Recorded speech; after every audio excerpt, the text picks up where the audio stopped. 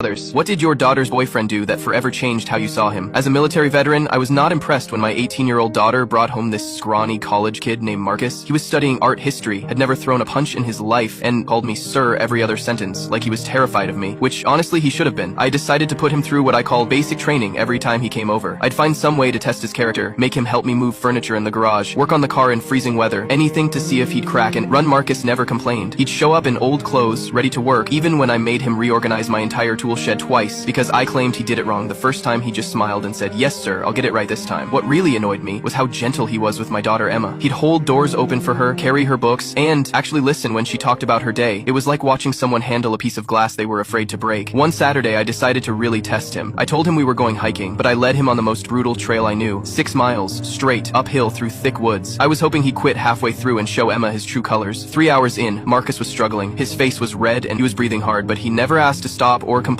when we finally reached the top. He just sat down and said, "That was beautiful, sir. Thank you for bringing me here." That's when I noticed he'd been taking pictures the whole time. Not selfies, but shots of wildflowers, interesting rock formations, and views of the valley below. When I asked why, he said, "Emma loves nature photography, but she's never been on a trail this remote. I wanted to show her what she's missing." The real moment came 2 weeks later when Emma called me crying from campus. She'd been walking to her dorm late at night when 3 guys started following her. She managed to get to safety, but she was shaken up and scared I was about to drive the 4 hours to her college.